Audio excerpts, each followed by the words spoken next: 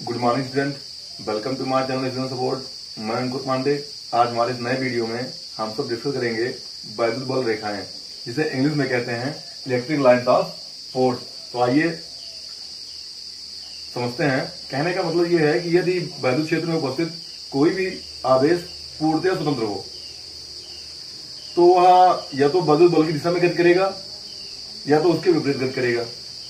तो कहने का मतलब यही है कि यदि बल की दिशा बदल रही है तो आवेश के गति की दिशा भी बदल जाएगी। तो जाहिर सी बात है कि वैद्युत क्षेत्र में उपस्थित किसी भी धन परीक्षण आवेश का मार्ग ही वैद्युत बल रेखा कहलाता है। आइए इसको हम नोट कर लेते हैं। वैद्युत क्षेत्र में उपस्थित किसी धन परीक्षण आवेश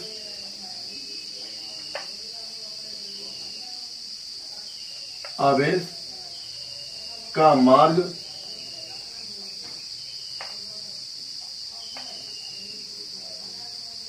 वैद्युत बल रेखा कहलाता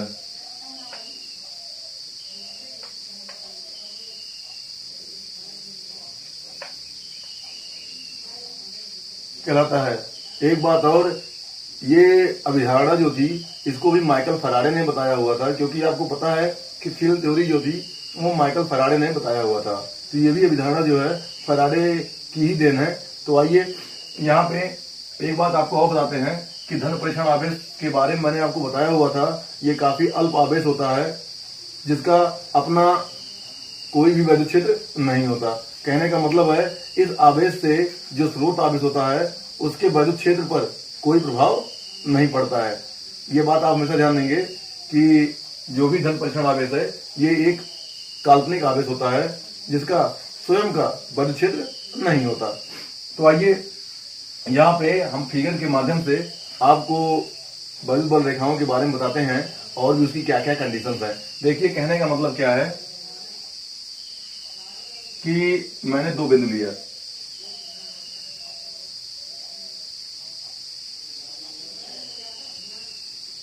ये हो गया ए,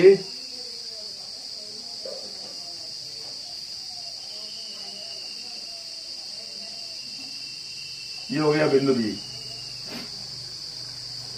यहां से मैंने एक स्पर्शी खींच दिया इस ए के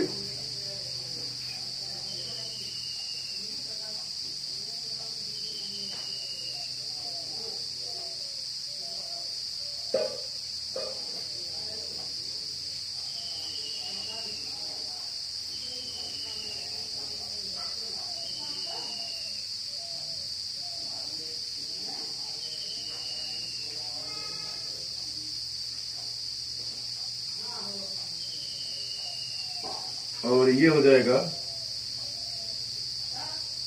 वेक्टर ई ए और ये हो जाएगा वेक्टर ई बी। तो देखिए यहां पे ये बल रेखाओं की दिशा है। तो यहां पे देखिए कहने का मतलब क्या है कि वैद्युत क्षेत्र में उपस्थित जो ये बल रेखाएं होती हैं ये एक काल्पनिक रेखाएं होती हैं। तो आइए इस पर हम डिस्कस करते हैं क्या होगी परिभाषा इसकी कि वैद्युत बल रेखाएं किसी वैद्युत क्षेत्र में खींची गई वह काल्पनिक रेखा होती है जिसके किसी भी बिंदु पर खींची गई स्पर्श रेखा वैद्युत क्षेत्र की दिशा को प्रदर्शित करती है तथा बिंदु के परितः एकांक क्षेत्रफल पर अभिलंबोत गुजरने वाली बल रेखाओं की संख्या जो है उस क्षेत्र की तीव्रता के परिमाण को प्रदर्शित करती है। तो कहने का मतलब है, आइए ये भी हम आपको नोट कर देते हैं, काफी इंपॉर्टेंट है। यहां पर मतवा करके ये हो जाएगा वैद्युत बल रेखा वैद्युत क्षेत्र में खींची गई वह काल्पनिक वक्र रेखा होती है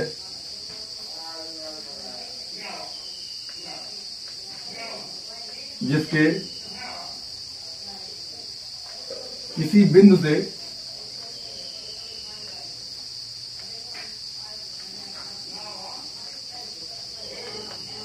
खींची गई स्पर्शी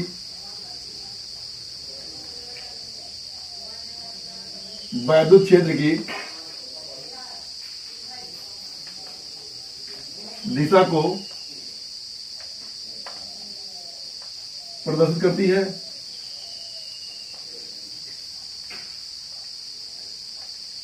तथा बिंदु के चारों ओर, उस बिंदु के चारों ओर को और शॉर्ट करते हैं, परिता लिख देते हैं। बिंदु के परिता एकांक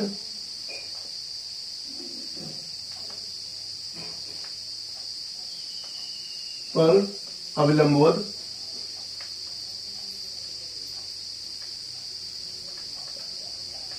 गुजरने वाली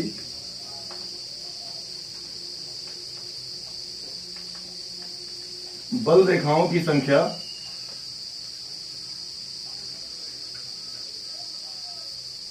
क्षेत्र की तीव्रता का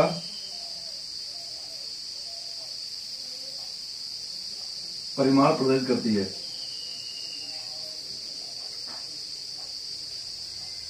एक बात और भी ध्यान देंगे यहां पे, देखिए जो परीक्षण आवेश है, सॉरी परीक्षण आवेश नहीं, जो ये वैद्युत बल रेखाएं हैं, जहां पे पास होगी वहां पे वैद्युत क्षेत्र प्रबल होगा और जहां पे दूर होगी वहां पे उतना प्रबल नहीं होगा। तो इस फिगर के माध्यम से हमें यही है, बिंदु ए और बिंदु बी में, बिंदु ए पर क्षेत्र काफी प्रबल है और बिंदु बी पर क्षेत्र काफी प्रबल नहीं है, अर्थात दुर्बल है। तो कहने का मतलब है, ये बात आप हमेशा ध्यान देंगे यहाँ पे कि जहां पे बल रेखाएं पास होती हैं वहां क्षेत्र काफी प्रबल होता है और जहां पे दूर होती हैं वहां पे उतना प्रबल नहीं होता है। आइए इसके हम गुण के बारे में चर्चा करते हैं कि और भी क्या क्या बातें इसकी हो सकती है। तो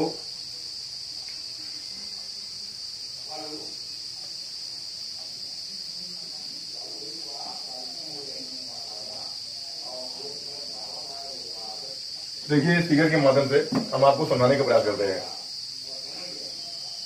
देखिए इसके गुण में सबसे पहली बात,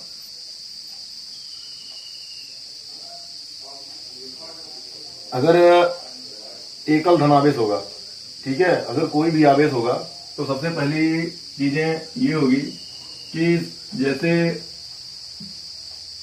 ये आवेश है प्लस क्यू है और ऊपर से ये पॉजिटिव है, सपोज करें मैंने इसको पॉजिटिव करके ऐसे, ये एकल धनावेश है तो एकल धनावेश पे जो भी बल रेखाएं होगी वो हमेशा क्या होगी, लंबवत बाहर की ओर होगी। ये अपने सतह से हमेशा लंबवत ही होगी, ध्यान देना ये बात, अविलंबवत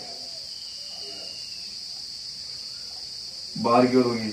अगर यही आवेश निगेटिविटी हो जाए, पहली कंडीशन नहीं है,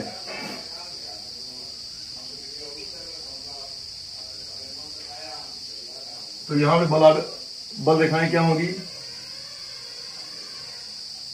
ये अंतर्मुखी अंदर की ओर होगी, लेकिन ध्यान रहे सब अविलंबवत ही रहेगी।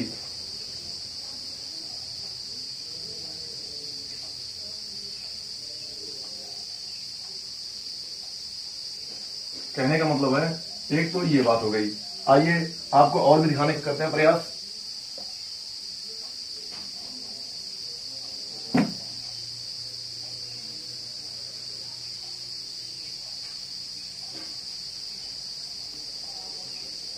अब देखिए कहने का मतलब है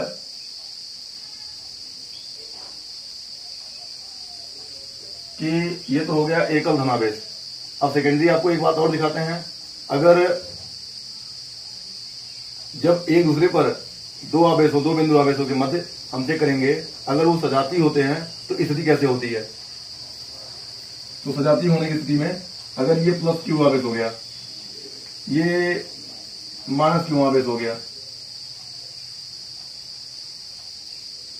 ये ऐसे हो गया, तो इनसे जो भी बल रेखाएं होंगी वो अपने सतह के लंबवत निकलेंगी, यहाँ पे प्रवेश करेंगी, जैसा यहाँ पे मैंने देखा। लेकिन देखिए ये निगेटिव है, ये पॉजिटिव है, कहने का मतलब ये विजातीय आवेश है। तो जाहिर सी बात होगी ये यहां से चलना आ करके इसमें प्रवेश करेगा। ये ऐसे ऐसे ऐसे ऐसे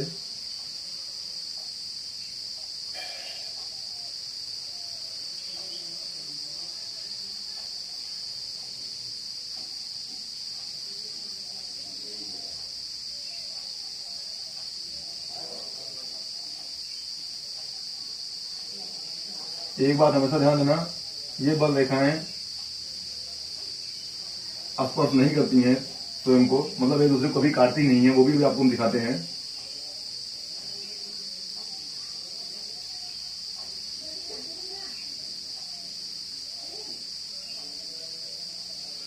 देखिए, तो कहने का मतलब क्या हो गया कि कह सकेंगे वैद्युत बल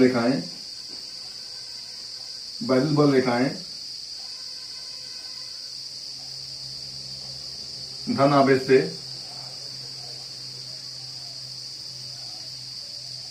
निकलती हैं और ऋण आवेश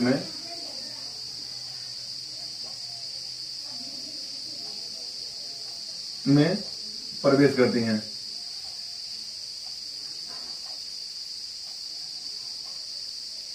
तो एक बात और भी ध्यान देंगे कि जब विजातीय आवेश होता है तो वहां पे क्या होता है, आकर्षण बल कार्य करता है। ठीक है, जब भी विजातीय आवेश होता है तो वहां पे आकर्षण बल कार्य करता है। और क्यों? क्योंकि ध्यान दीजिए ये अनुदैर्ध्य दिशा में ये क्या होती हैं, सिकुड़ती हैं। अनुदैर्ध्य दिशा में जो भी बल रेखाएं होती हैं वो सिकुड़ती हैं, और जिसकी वजह से दो विजातीय आवेश एक दूसरे को आकर्षित करते हैं। ये बात आप हमेशा ध्यान देंगे, ये भी उसका एक गुण है कि अनुदैर्ध्य दिशा में वैद्युत बल रेखाएं सिकुड़ती हैं, इसी वजह से विजातीय आवेश एक दूसरे को आकर्षित करते हैं। आइए और भी इसके गुण समझते हैं हम। तीसरी कंडीशन, जब दोनों बिंदु आवेश, ठीक है, पार्श्व दिशा में बल लगा रहे होते हैं, तो पार्श्व दिशा में बल लगाने का मतलब क्या होगा कि जाहिर सी बात है दोनों आवेश सजातीय होंगे। तो आइए फिगर दिखाते हैं आपको कि ये हो गया प्लस क्यू आवेश इस पर, और यहां पर भी प्लस क्यू आवेश ही हो गया। ठीक है, और जब ये पार्श्व दिशा में लगाएगी तो मैंने आपको बताया हुआ था कि ये तो इसके पास आएगी नहीं, तो यहां से ऐसे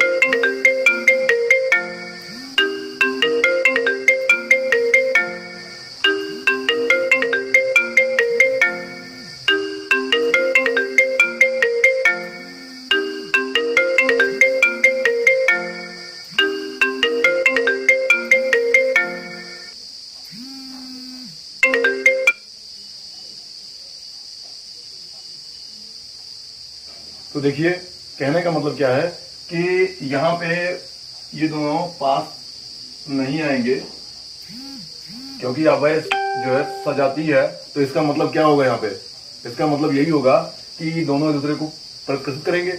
और सेकेंडरी, अगर यहाँ पे ध्यान देखिए बल दोनों का बाहर की ओर लगेगा, और ये जो है मैं मान लेता हूं इसके मध्य बिंदु में कोई पी है,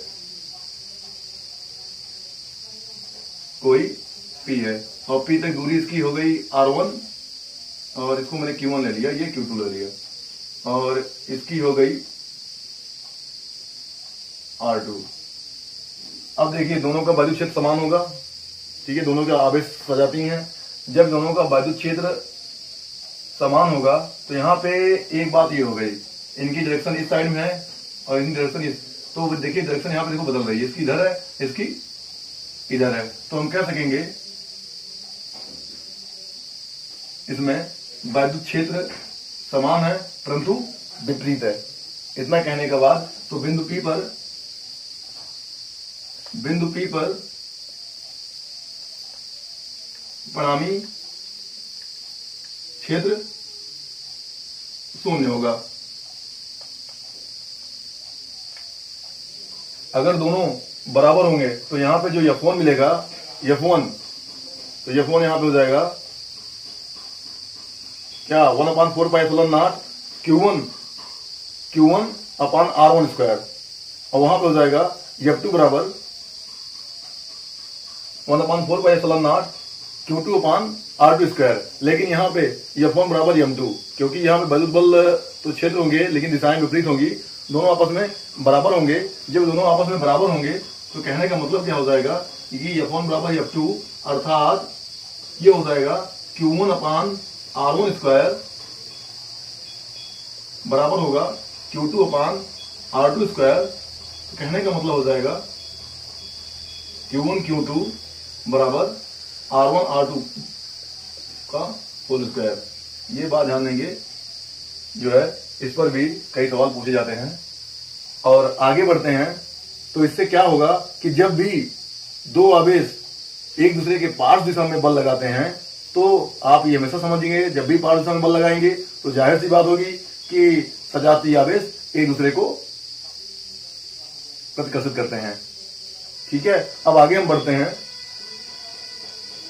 चौथी कंडीशन साथ में। इसकी चौथी कंडीशन है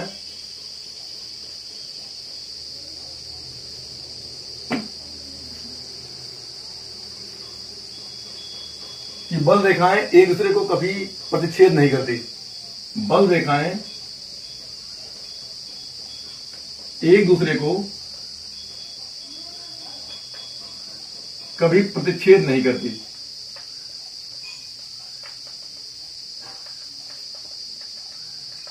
नहीं करती। अब देखिए अगर कभी प्रतिच्छेद नहीं करती तो आइए इसके बारे में आपको समझते हैं। अगर प्रतिच्छेद कर जाए तो क्या संभव है। सपोज करिए अगर यही मेरी बल रेखाएं हैं, ध्यान दीजिए, अगर यही मेरी बल रेखाएं हैं, इसको कोई प्रतिच्छेद कर देगा तो ये बिंदु ये हो जाएगी। और प्रतिच्छेद करने पर हम देखिए एक तो इस रेखा पे अगर स्पर्शी खींचेंगे तो इसकी दिशा ये हो जाएगी, और इस पर स्पर्शी खींचेंगे इसकी दिशा ये हो जाएगी। कहने का मतलब एक दिशा वैद्युत क्षेत्र की ये, एक दिशा वैद्युत क्षेत्र की ये। तो आपको मैंने क्या बताया हुआ था, वैद्युत बल रेखाएं जो होती हैं वो वैद्युत क्षेत्र की दिशा को प्रदर्शित करती हैं। तो वैद्युत बल की रेखाएं जो भी होंगी वो वैद्युत क्षेत्र की दिशा को बताएगी। जब भी कोई बल रेखाएं आपस में कट कर देंगी तो वहां पे वैद्युत क्षेत्र की दो दिशाएं हो जाएंगी, जो कि असंभव है। ठीक है, कहने का मतलब क्या है कि वैद्युत क्षेत्र की दो दिशाएं होना संभव नहीं। ये आप हमेशा बात ध्यान देंगे। यहाँ पे जो भी है जैसे कट करेगी वैसे दो दिशाएं हो जाएंगी, जो कि असंभव है। इसी वजह से वैद्युत बल रेखाएं आपस में एक दूसरे को कभी प्रतिच्छेद नहीं करती हैं। और जैसे ये कभी प्रतिच्छेद नहीं कर रही हैं तो यहाँ से एक बात आपको और भी बात समझ में आ जाएगी। जैसे ये बात तो मालूम होगी प्रतिच्छेद करेगी दो दिशाएं हो जाएगी।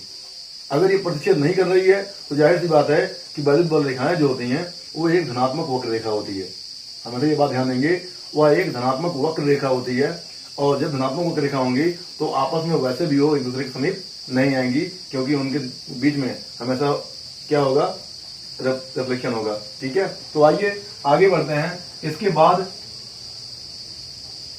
जो पांचवी कंडीशन है वो एक समान वैद्युत क्षेत्र की स्थिति में, एक समान वैद्युत क्षेत्र की स्थिति में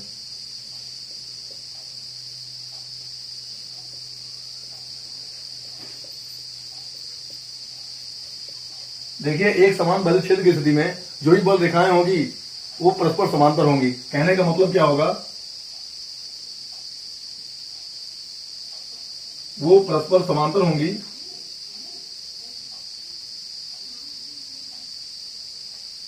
और एक दूसरे से समदूरस्थ होंगी। कहने का मतलब समान दूरी पर स्थित होगा। तो स्टूडेंट इस वीडियो में